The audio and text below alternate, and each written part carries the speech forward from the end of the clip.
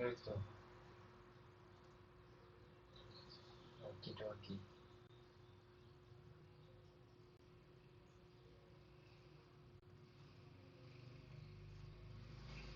I think we're live.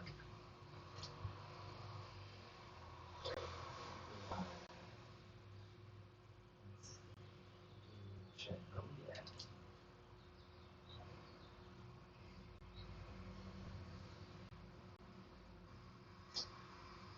Oh yeah. Oh yeah.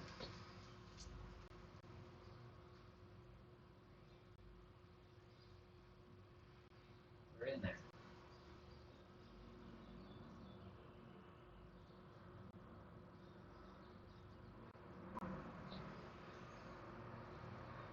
Sweet. Okay. So, hello and welcome to all. This is my first time doing this type of thing before, so bear with me on this learning curve with some technical equipment here. Okay, cool. So I'm going to dive right in. The idea behind this stream project is just to kind of give everybody a look into what it is that I do and how I do it. It's not by any means the perfect or correct way to make music in Ableton, but I don't think anybody really figured that out. And it doesn't really matter. And there's a lot of mystique around making music. And in reality, it's just kind of most of the time people just sort of dive in there and figure out what works for them.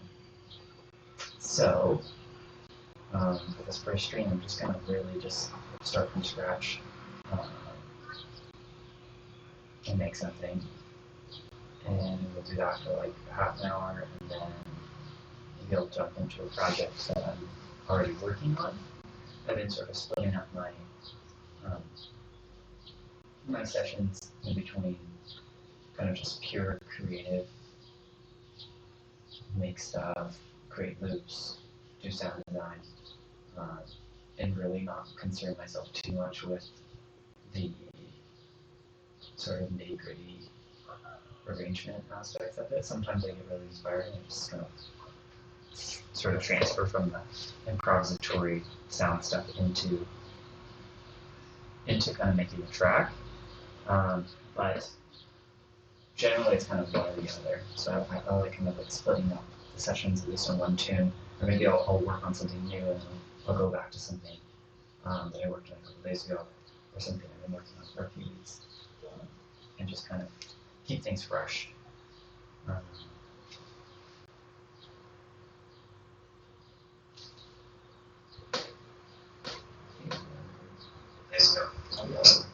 Sweet.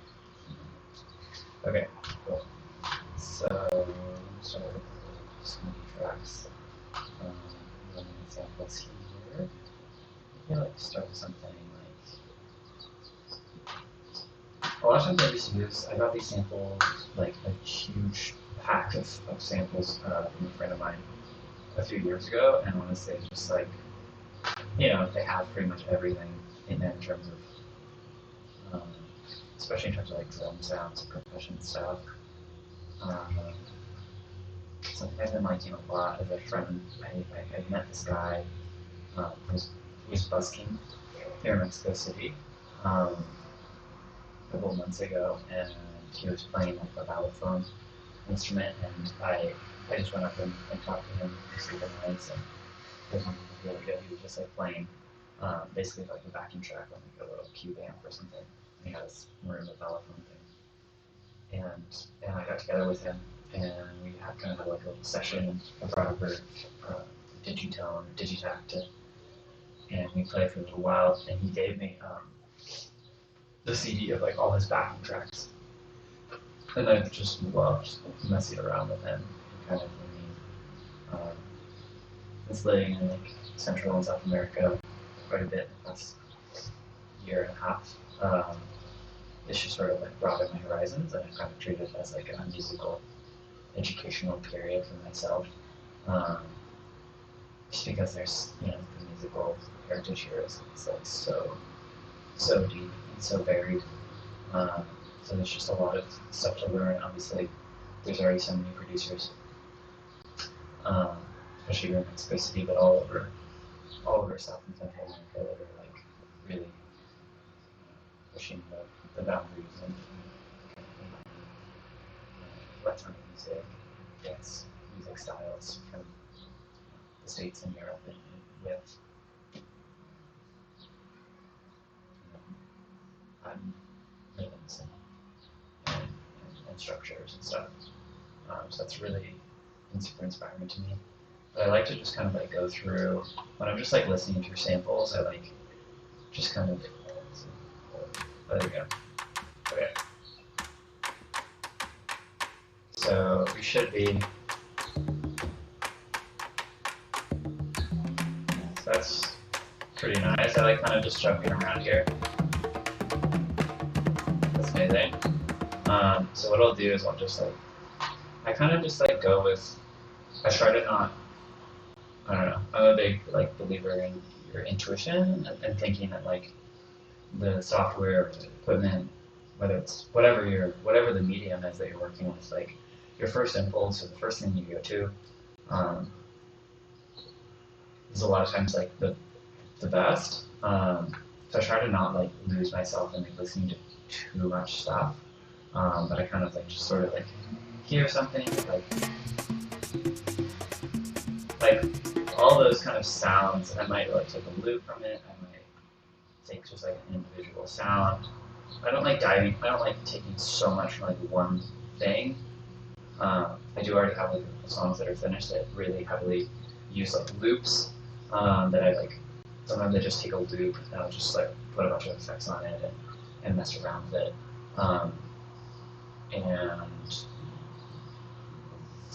And I think when I do that type of thing, and I'm using a specific person's like music, I tend to like, I don't want to like go only in on that, Like I want to add something to it. Like when I'm done with these songs, I'm gonna send it back to this guy and kind of show him what I did with it, because that was like our idea in the beginning.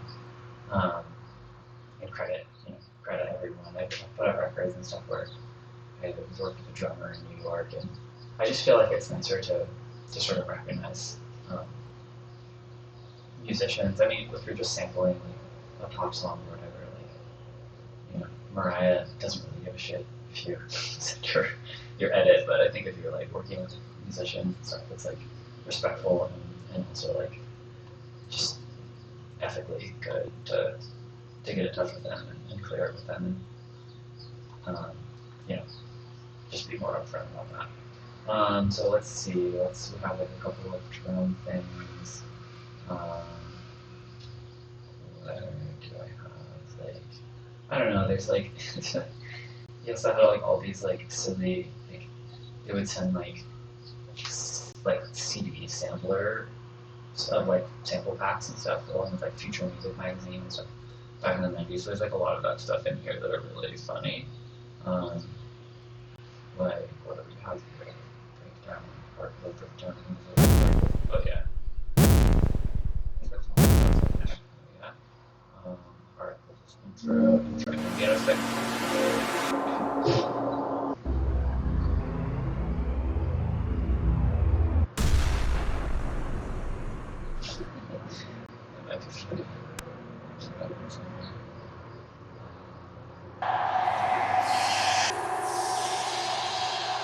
That's pretty sick. Like a lot of stuff I'll sign and it's like it's cool, but I want to like. Oh, that's nice. So when there's stuff that's already like affected, maybe I'll like just say.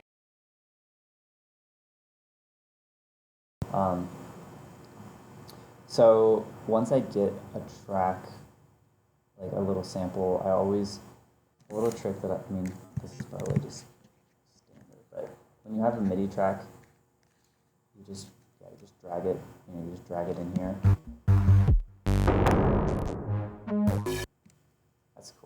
nice like square wave thing there at the end. I generally like to use, I don't know, what is this one? Okay, this is simpler. I generally use sampler, unless I'm doing stuff that's like more like beat oriented, because this sampler doesn't, you can't use warp mode basically with sampler. So if you're using like a drum break or something, then I would put it, I would generally like, well, I can do that in a second. Let me show you. Let's just stay focused on one thing.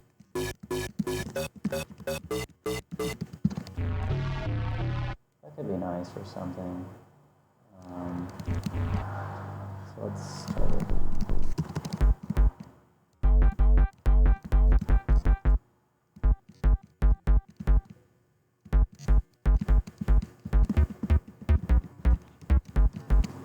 kind of fun. But yeah, a lot of times I don't know, if I'm gonna start with the drums, I'll start like, I generally either start like drum loop and then add in bass and then add in like melodic stuff or like effects, or I start strictly from like a sort of like ambient, like an ambient pad or melody or something like that.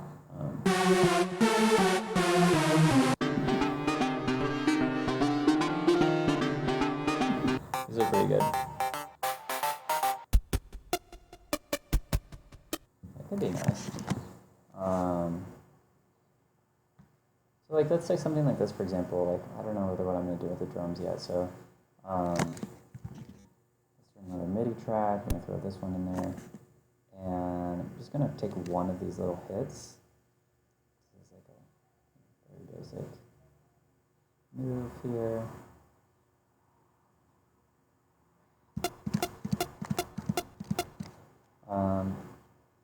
But what you can kind of do is, like, if you're using the simpler, and you can change the division. Like, you can make it twice as long or twice as short, etc. And then changing like this will change the sound.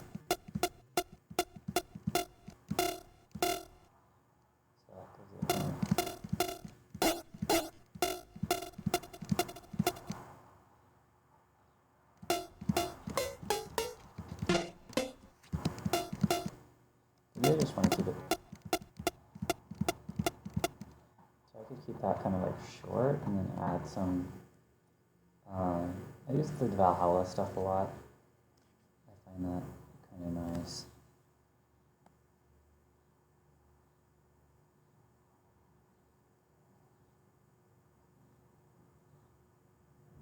Just checking in here. Maybe I should post this to Instagram. Okay.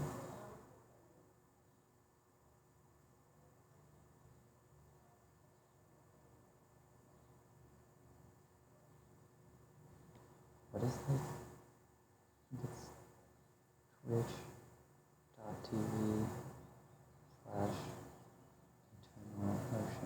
music. Let's look at this.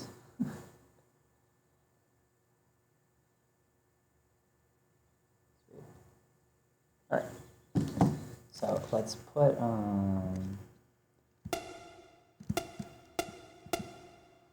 let's try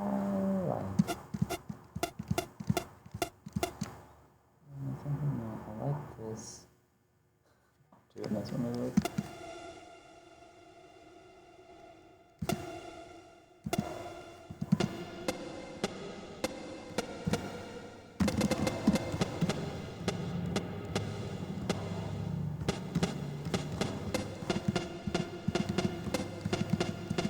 That could be fun. We could do like a very like rhythmic.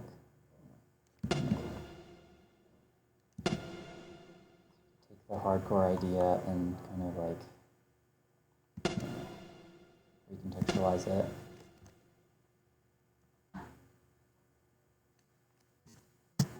So a lot of times, I mean, I use the keyboard.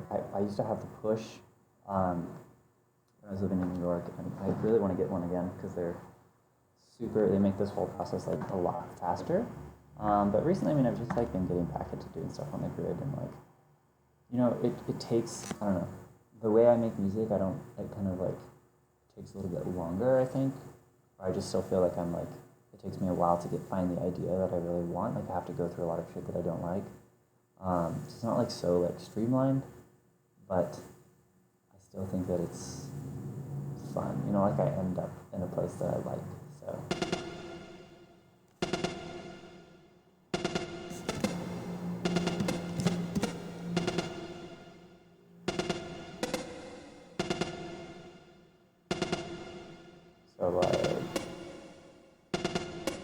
So it's also helpful to like figure out like kind of a mode or a scale. So like I could pick like 4 notes, you know.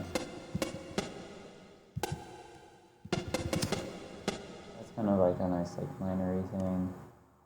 So then once I have them all, I plug those notes in, and then I just go fold. And then from there I can kind of like mess around and just sort of like, that's not the one I wanted, that one. These ones.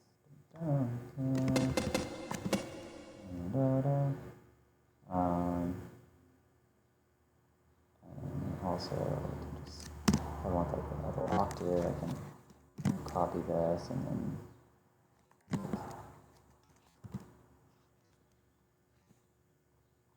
there it is, like the next octave up. So now I have like 2 octaves of those notes. And then I can kind of start messing around.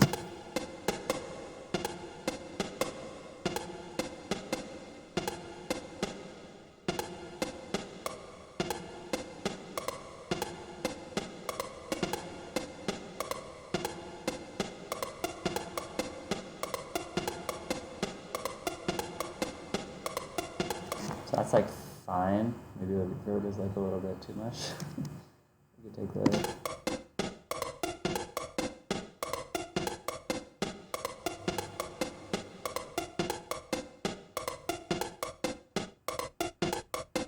So it's like a nice, having reverb and like kind of messing around with the effects a little bit, the parameters inside of it will also help you kind of like get more ideas in terms of like, what up? Got no, 5 viewers. What up, people? I think I can like check the chat here, I believe. Let me just close this app on my phone. Hold on, sorry. Bear with me, all lovely people. Welcome to the chat room. All right, no chats, I suppose.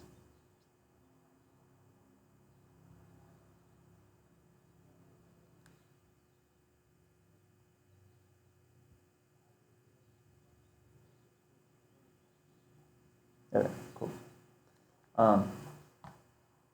So anyways, it's kind of nice to mess around with the parameters so that you can get an idea of maybe stuff that you'd like to automate later on in the track. So here we are like, oh no, what happened? Took a break and then, okay, let's go back here, back here.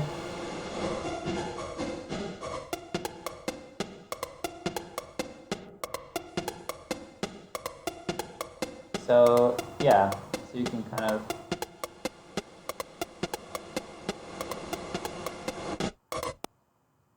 oh no, this is weird. I wonder if it's like glitching out Valhalla. This has never happened before. I feel like the instant that you start streaming or doing anything like in front of people, that's when like your shit gets fucked up. Anyways, let's just put like a chiller.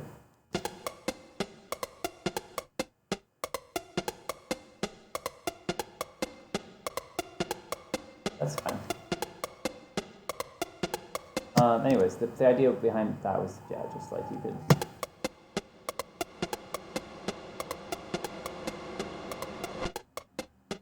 do that as like a breakdown in a track for your sick drops. So cool. So we have that. It's kind of fun. As I said, like when I'm making music, I try to keep it interesting and keep like a lot of variety going on for myself, so I don't get like kind of stuck. I feel like it's really easy to just like go down the wormhole with something, like a sound or a rhythm or something, and just one aspect of the tune, and you just kind of get totally lost there. So let's go back to this area here. And with these, actually, I just dragged them in here, but I'm going to probably want to warp these because a lot of them are not quantized. So we're going to go back to the browser, open up the audio track, jump in here, and then I want to kind of like find the spot that I like. So you can turn off this little thing, and that allows you to, it doesn't like quantize where you're playing the track from, so you can kind of listen to a lot of different parts here. Oh, I don't want to listen to that. So let's find like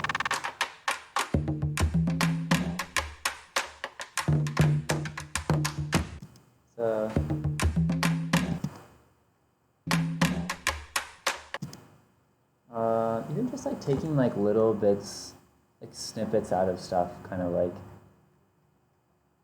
just make like make a little, even a smaller loop. This might just be like a little bit of a rhythmic thing, and then we find the grid. So we're gonna like put it onto there, and then we'll skip. That's fine. And then you can just double that, and then duplicate it, which is Control or Apple, whatever, using D. And then you just kind of keep going, keep like looking around in the thing.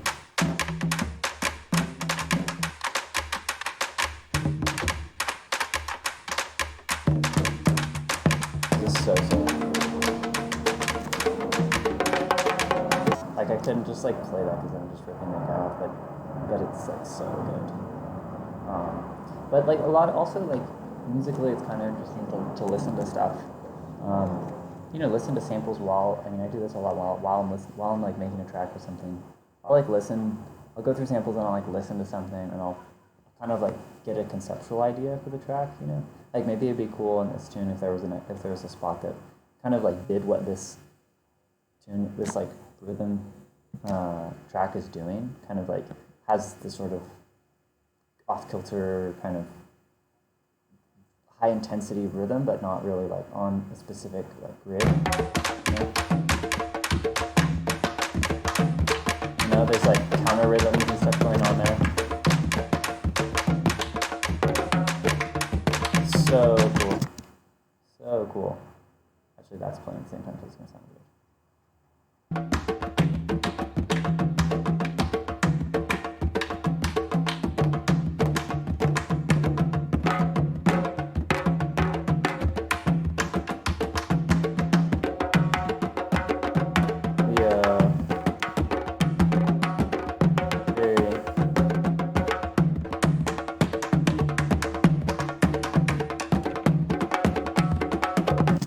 Actually a little spot there.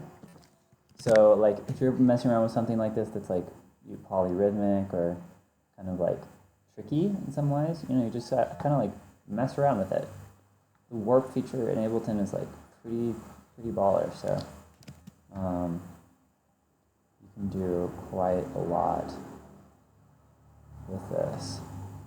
If anybody's listening out there, no idea. One of you 5 viewers, get in the chat. Let me know. Does this sound okay? Like, does the volume of the my computer sound okay in relation? Like, can you hear my voice when the audio from the computer is also going, or vice versa? Or should it just be like louder in general? Those types of comments are very, very welcome.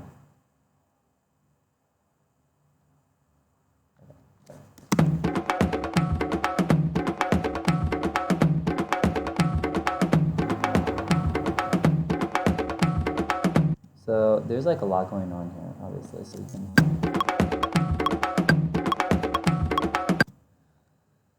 So it's pretty nutso.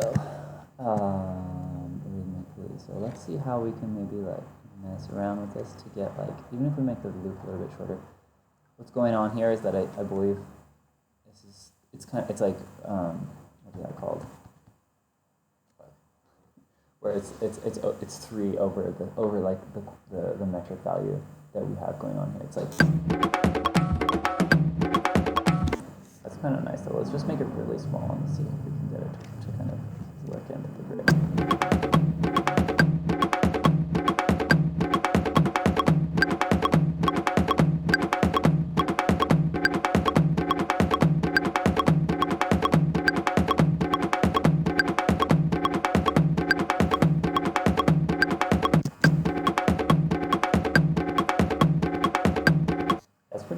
So that with the last one. Yeah, now we're kind of like, it's a little hard to hear you when audio is going, but fine when it isn't. Thank you, Zachary. Shout out. Body Man Music. You're awesome. Cool. Okay, I can turn up, let's see, actually. Well, okay, maybe I'll just try to not talk so much when the audio is going on. So anyways, yeah, so we have these two loops here. This is kind of what I was talking about before. Like now I have this little loop, so I can kind of take this a step further. You know, this is cool. Let's crop this, and I could use that rhythm that he played in, or I can drop this.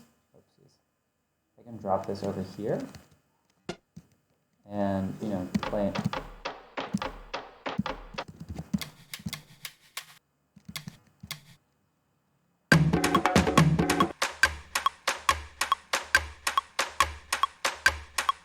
That's just sick how it is. Like, but what I could do is like, you know, use the same sounds for something else. Not exactly clear what, but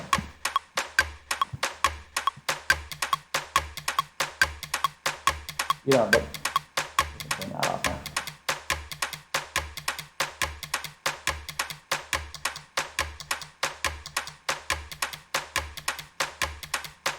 You know, something like simple.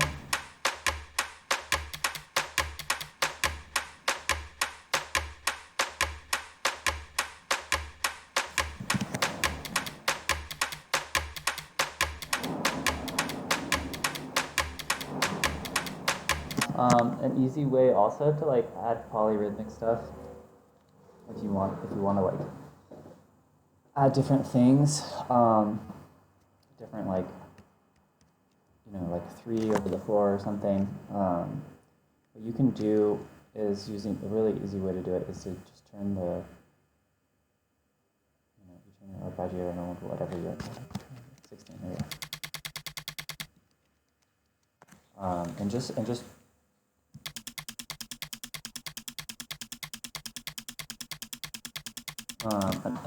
kind of a fun thing to do also is like to turn the velocity, or so this is the key tracking is going to track the which key you're pressing, and it's going to change the filter cutoff according to that.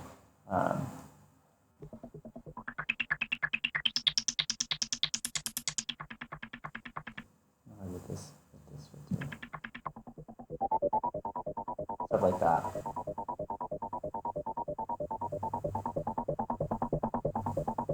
And then you could add like the LFO like super gently onto the filter. Turn the retrigger off. It's really important. If you want to have stuff if you want to have the LFO affecting stuff that you're doing and not have it, you know, like have it be going in its own rhythm, not dependent on when you press the key, you have to turn this retrigger off. Turn that off. So now the LFO is going to be changing the pitch, and so it's going to have this kind of warbly, really slowly. If I turned it up, you'd hear it more. So that's the amount. So here's the amount of difference that it's going to be, that we're going to hear. So if I turn this way up, it would be like pretty out of control, you know? But this is also kind of fun stuff to mess around with. I think it's really important to like mess with all the parameters while you're kind of creating the sound. And that'll kind of give you ideas to, at least for me, that's how I think about it. Like, you know, once I get like a loop going or a couple of like channels of the on the session view here, then I'm gonna have to like find ways to kind of like animate that so that it's not just these loops. And I'm always thinking about ways to kind of like gel sections or what aspects of the tune can be like used as sort of like carriers to kind of like move. Like maybe one part of the tune is going to stay the same, and other aspects of the song are going to change. So knowing all the parameters of the effects that you're using or of the samplers and stuff is really important for that. So you can automate it all later. So here it's like a little bit too rowdy. So we're going to turn this here, like down a little bit. We're going to turn this way down. Big fan of subtlety. So the idea is you shouldn't, like a lot of times the things that I'm doing, I want them to change, but not for like the listener necessarily to like be really aware that they're changing, unless I want them to be aware, and then put it really on the nose and make it really obvious. But kind of like knowing how to like do things in like nuanced ways. You hear that? So you can hear it's kind of like changing.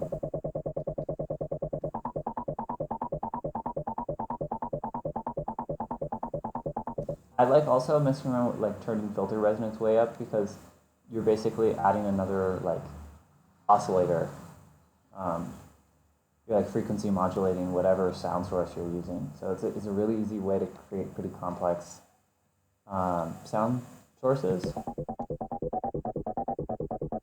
You hear there's like that bass, there's that bass material, and then also like all this high material that we're adding in. We can add drive in more. Add more bass. There's also all these different filter types you can use. I'm using MS2. So each one has a little bit of a different like sound profile, and also like a different profile of the curve. This one has a little more high material. This is a little bit less. Clean is like nothing. These are basically, I think they're just like modeled VCF circuits from different. I suppose I can turn this on, and then they'll tell me maybe. Oh, here we go. Oh, no. Yeah, here you go. So OSR is a state variable circuit with hard clipping. MS2 is a Sallen key circuit with soft clipping. So yeah, they're just like different VCF circuits. PRD is a ladder circuit without resonance limiting.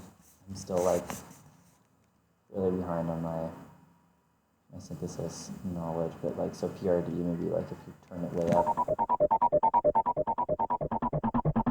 Pretty cool. It's pretty cool. I like the MS2 though. It's a little darker.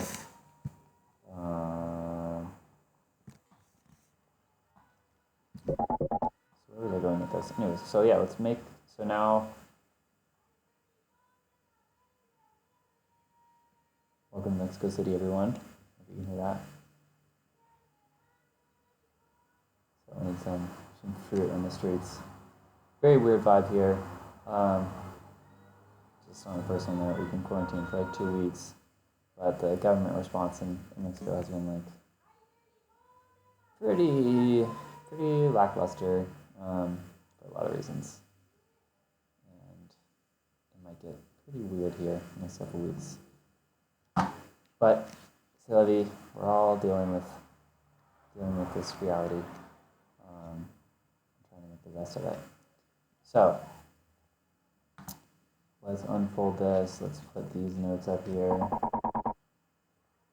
So you can also like mess around with where you put it, because then it'll it'll make different kind of. Let's just like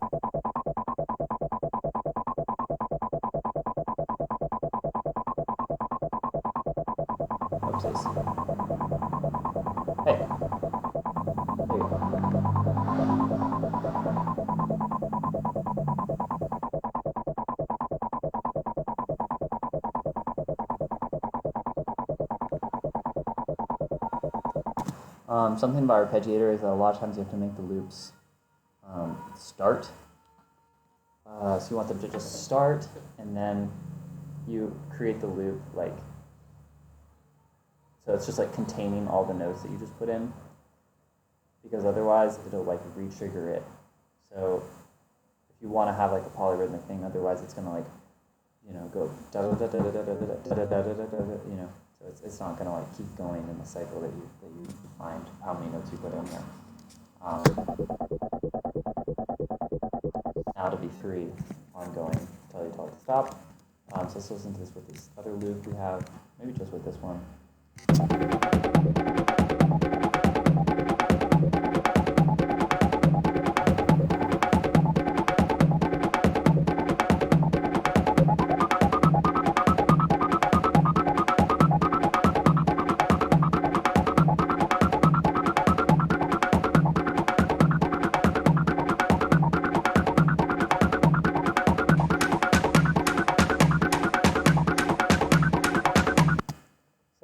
Energetic. What I would do now is kind of like start messing around, doing a little bit of sound design on these drum parts, because they're pretty like, sometimes I want it like on the nose, like very recognizably acoustic percussion sounding. Other times I don't. These ones maybe would be nice to like make it a little more like a little different sounding. So let's just mess around with this one for a little while. This is Filter Freak 2 from Sound Toys. It's pretty fun. It's kind of like an envelope generated. Can do a lot of different modulated double filtering type things. So it's good for to kind of like mess around with the sound and stuff. So right now it's just using an envelope. So this envelope is going to, you have a threshold here and a gain and stuff. So this envelope is taking in the sound, and then it's using this modulation information. Then you can define how much you want each one of the separate filters to be modulated. So let's just mess around a little bit with this and see what we can kind of come up with.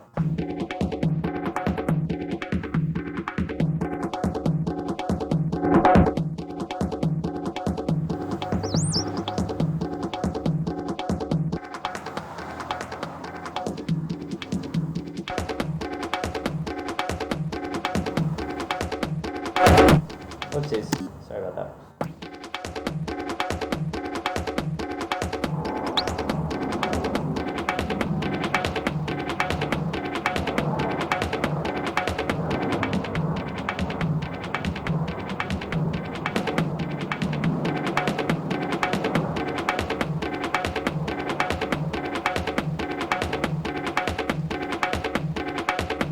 So it's like still pretty recognizably like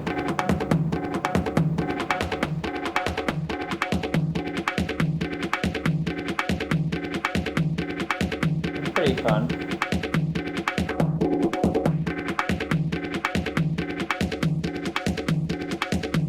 So I believe because we have 2 filters and they're kind of doing parallel filtering, so it's taking the sound source and splitting it into 2, we're getting a little bit of that kind of like chorusy sound. Oh Jesus. Which is kind of nice.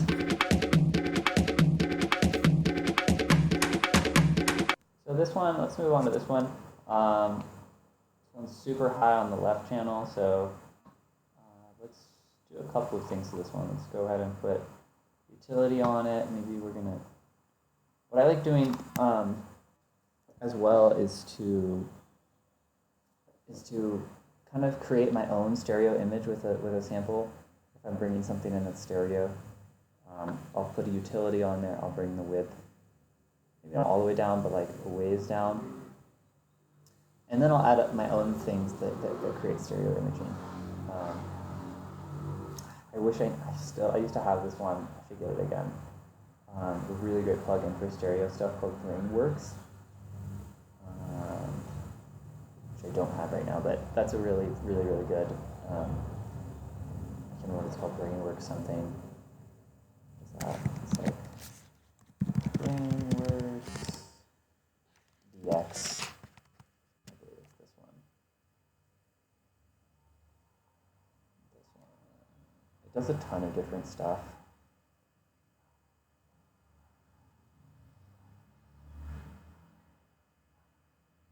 This is even a new one. But yeah, so you see it's got like a mono section.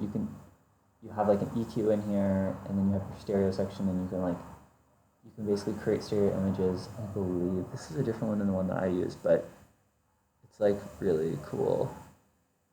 And then it has a mono maker in here, so it's a mid-side EQ, so you can like create different like equalizations and stereo imaging. Very, very cool. It seems like it's like very expensive, but not if you think outside the box. I'll say that much. Yeah, fucking $300. I'm good. Anyways, let's get back to this. So, anyways, I have the. It's kind of fun. It's nice to have a little bit of something on there. A little bit of something. So let's put our Valhalla. I love all the Valhalla stuff is great. Each one of these is like really, really sick. The shimmer I don't use so much, but like it's nice if you need shimmer. Just a really like high, clear reverb. It's great. I don't really have like a ton of BSDs, like pretty basic. Basics. Sound Toys. Anaglyph is like a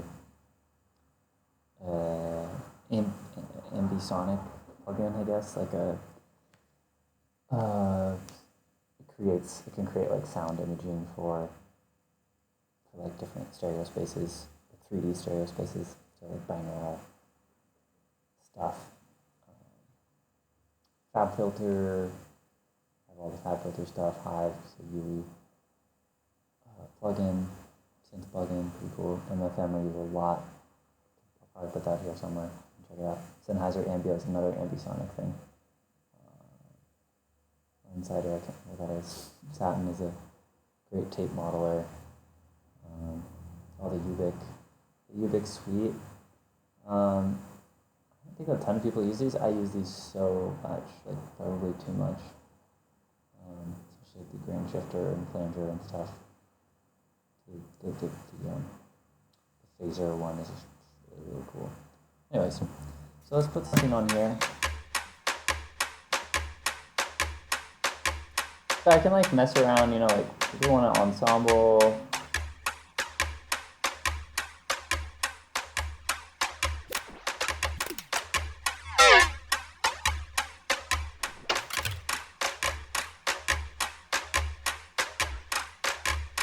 See, that's kind of nice.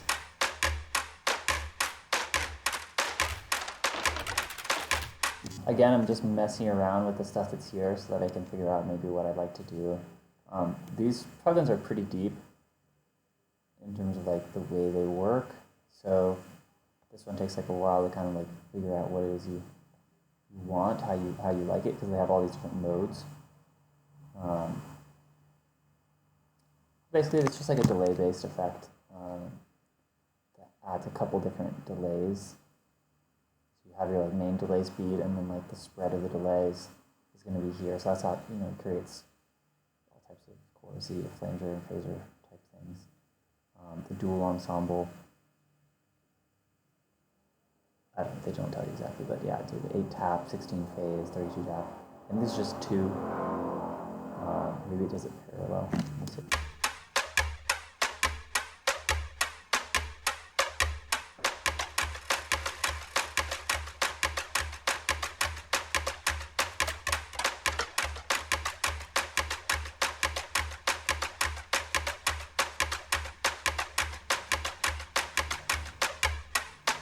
So it's pretty cool. I mean, you find different ways to like add different rhythmic variety to like a normal like pretty basic rhythm. Give it kind of a little bit of swing. What else do we like to do here?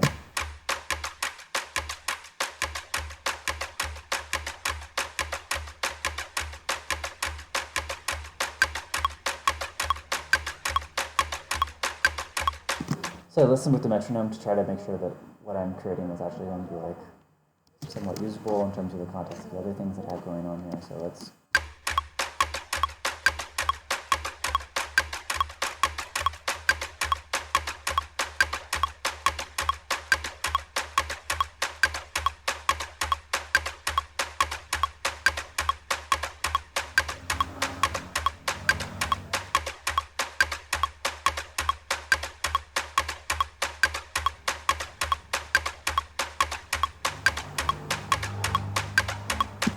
That's kind of nice, kind of fun. Let's hear what it sounds like with this guy.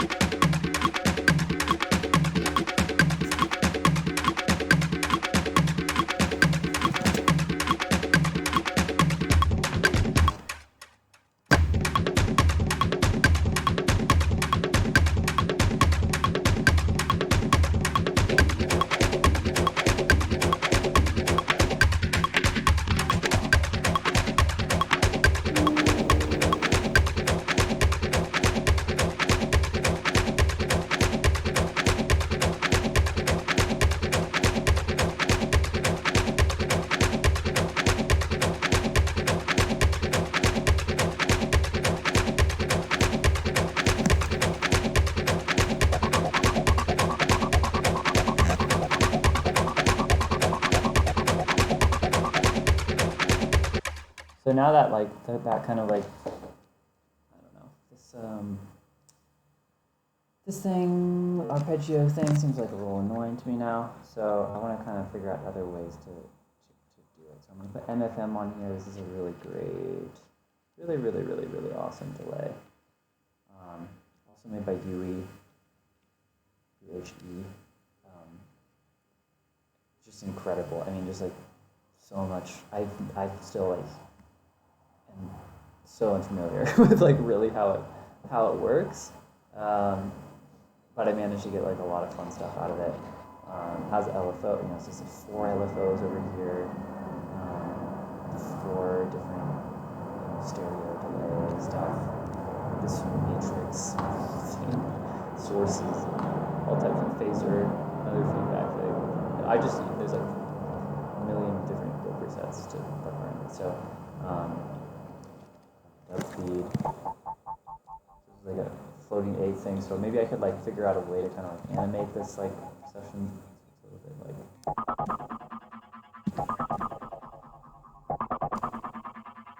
let's play along.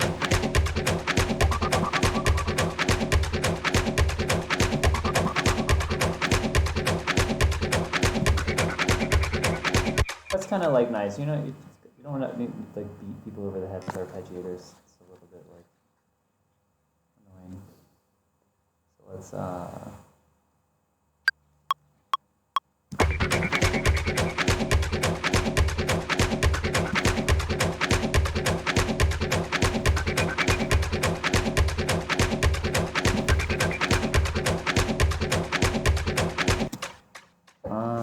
that was weird.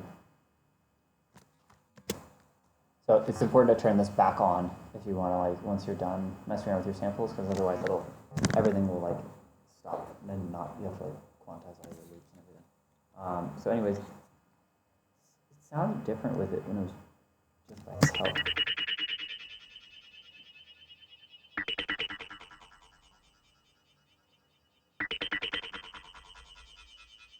So mess around.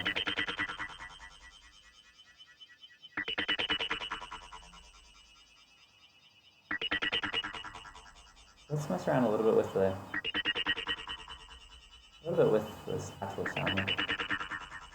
If we just did that part. Nice. took a little bit. That's not enough. Nice with the whole thing, but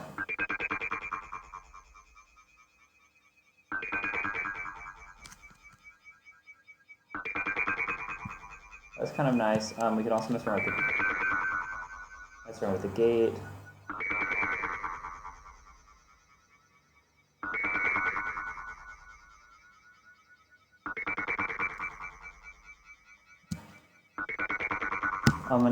Another way that we could, so this is, I do this a lot, let's turn this back into sampler, and then what we're gonna do is jump over here, and so change the sustain mode. If you want to turn like a static sample into something that you can play for longer, has more release, you want to go ahead and change the sustain mode here. You change it to loop, this loop button, and then you can change the crossfade. So basically what this does, let's turn the arpeggiator off for a sec, just play a note. That sounds sick already. So if with this out, with this not on, it's just gonna play once.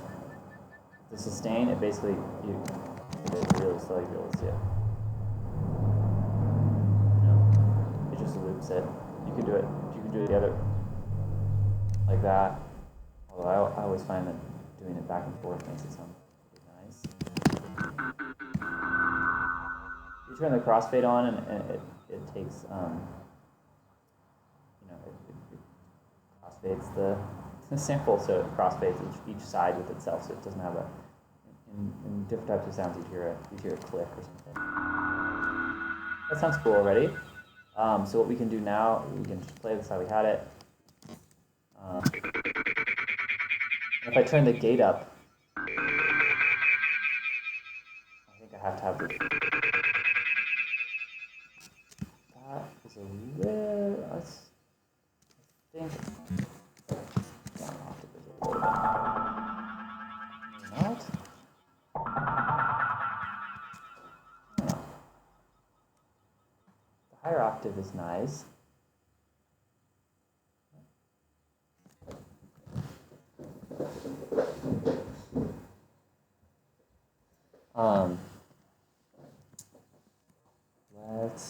Let's just mess around a little bit more with that. So if you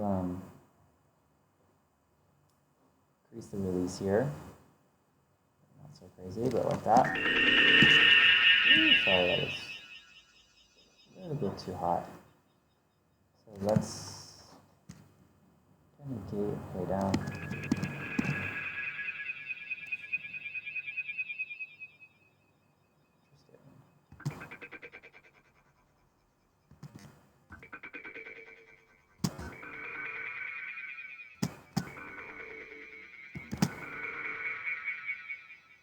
So there's different ways you can mess around with that.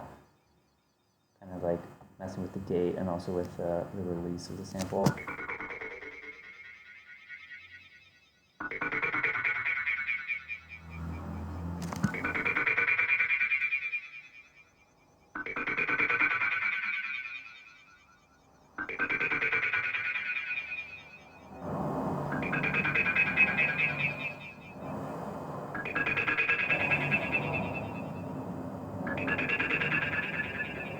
So I'm just kind of tuning the delay here so it doesn't have quite so much of that like crazy high material.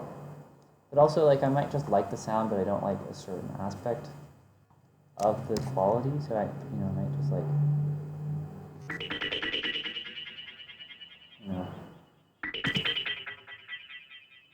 like that frequency is just a little bit crazy.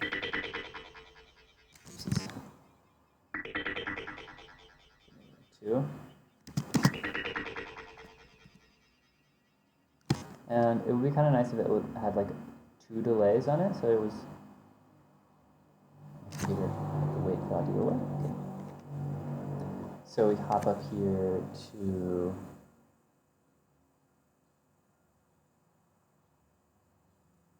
We hop over here to the echo.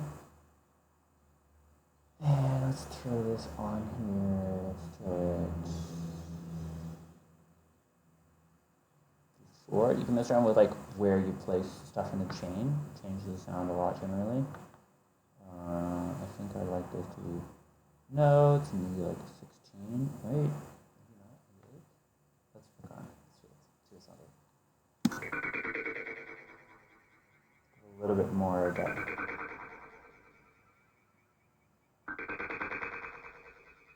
Let's do better. You want it after?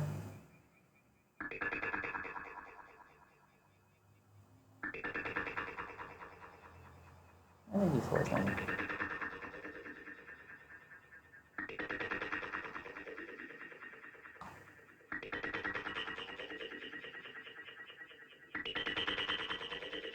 Maybe it's high sound is nice, but maybe just not quite so much of it. Q.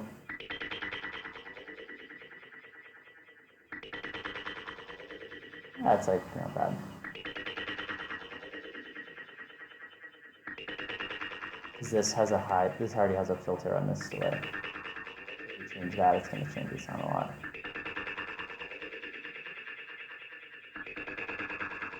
So now, basically now I've created a sort of like, you know, high frequency material stuff with some different, you know, using the delays as like different rhythmic factors. So we can listen to this now, add on a little bit of what we had before.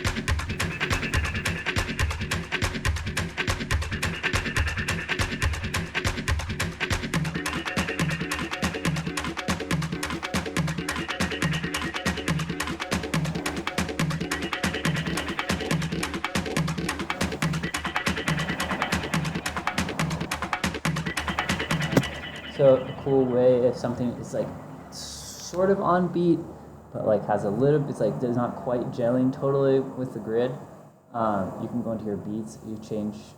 It's normally on beats, but it's normally on the preserve is on the transients. So change that to which actually transients can be nice too.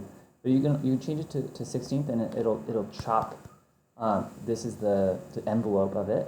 So if you turn this all the way down, let's listen to just this by itself. You know, it'll give you that sort of like punchy thing,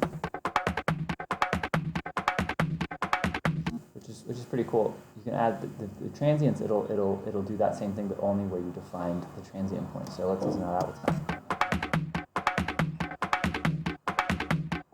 Might sound nice with the other thing, but let's see. Yeah, this gives it a little bit more kind of definition on exactly the rhythm that we want to have, as opposed to, you know, sometimes when you start adding more and more rhythmic things in here, it can get a little bit muddy. So let's listen to the whole thing we have here now.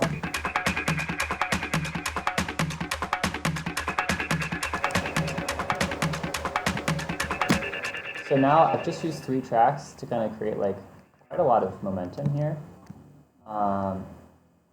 So just for, we're going to wrap up here in a second, so let's go ahead and turn off the soloing. Let's add a little bass in here. Why not? That's pretty nice.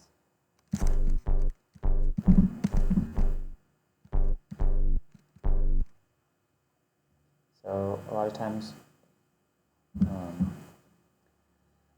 with these types of samples, it's important to like go in there and really like make sure you're putting the end point as close to 0 as possible, and then it'll reduce the amount of click that you have. Do the same thing at the beginning.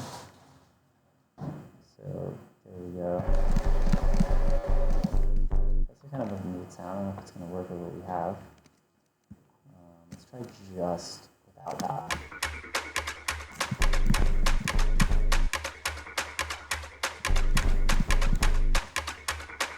That's kind of interesting. I think we're going to have to fuck around with the...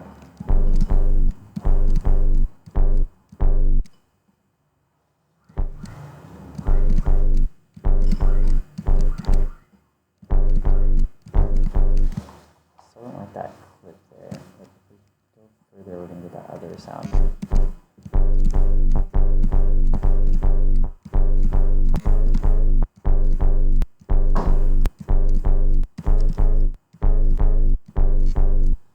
The way to do this is exactly what we did before. So we're going to go to sustain,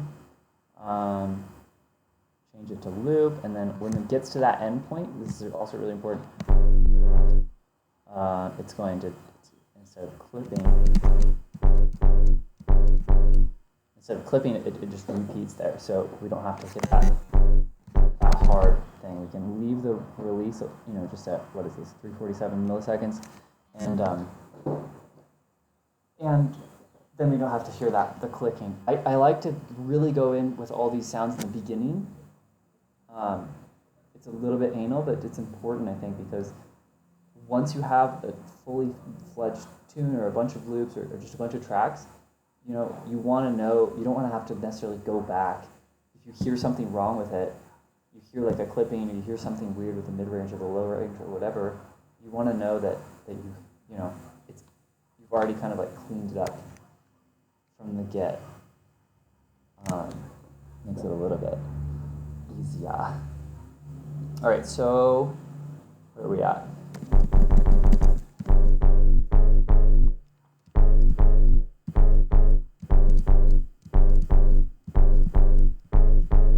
That's kind of nice. You could do like sort of a, broken beaty, grimy bass along with these other loops we have. So let's fuck around with that a little bit.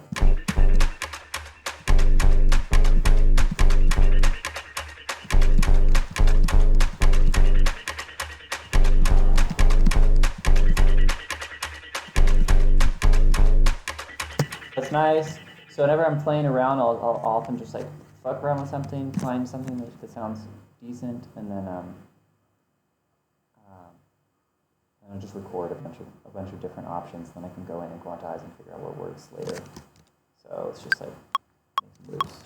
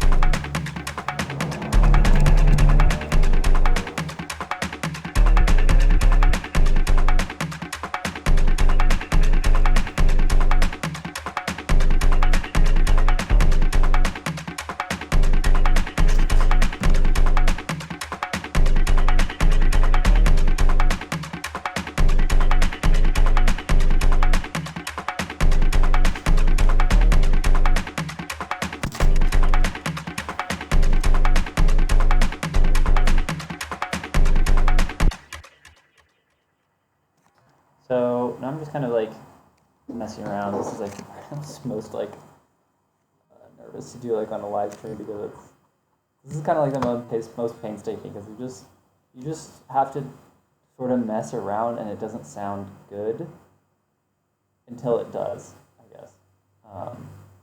Because it's just like, you just have to kind of like continually fuck around with it. Mess around with it. Shouldn't keep it clean. I should keep it clean for the stream. Keeping it clean for the stream. Until it kind of like, until it locks. And also, like, it might not lock until you add other things in there. So you have to sort of like, just trust, like, okay, that's a decent rhythm for whatever reason. It's okay. It's a good enough. And then, you know, we can add other stuff in, and maybe it'll fit with that. Maybe it won't. Maybe we'll take it out. Maybe we'll leave it in. Just like keep it open and keep messing around with it.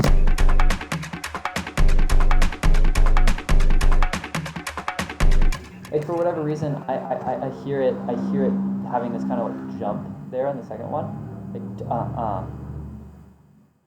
but it probably needs something on the beat, on that third beat, to like have that make sense. So let's try, you know, it's all, like, trying to find ways to like make things like be interlocking is what kind of creates a lot of like interest and excitement when you're dancing to stuff, and when you're playing it. Kind of gives that kind of like, whoa, what was that moment, you know? So let's just go here and kind of mess around with that. So if I was on the third beat, I don't know, what does this even sound? That's probably not going to work, but whatever.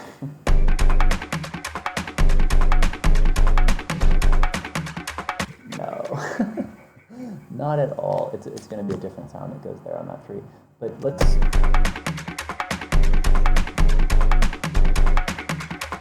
Get it down.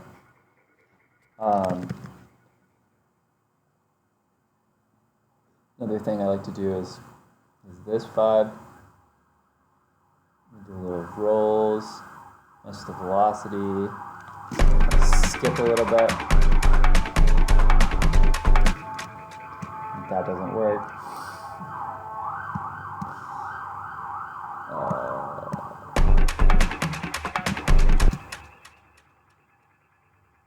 Just this one here. This is the good stuff. This is the good stuff, folks. This is the really good stuff.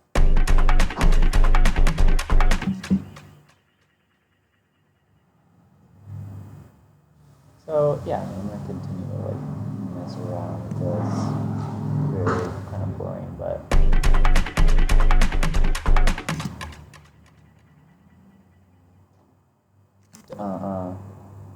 da da da da da da da da. Let's see. Yeah.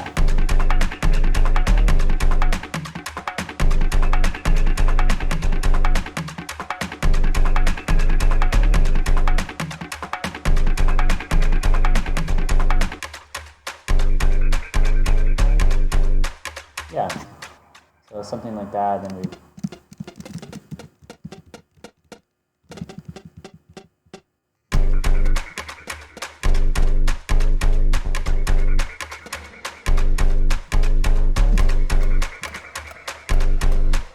Now that sound like doesn't really make any sense. You know, then I'm just kind of start messing around with what I have. That's why I like to do the initial sound gathering at the beginning, because then it gives you a little pool of sound. And if for some reason you got these sounds, you put them together. So here I have, you know, these like hardcore samples, gabber, whatever type sounds, especially with this one. This one's great. Sounds that might have to go in there. And then I have this, you know, this loop, and I use the sound from this loop to create this thing, which just has, you know, obviously completely different than that. I might do the same thing with, you know, one of those sounds to create like a different type of percussion, or maybe a kick or something.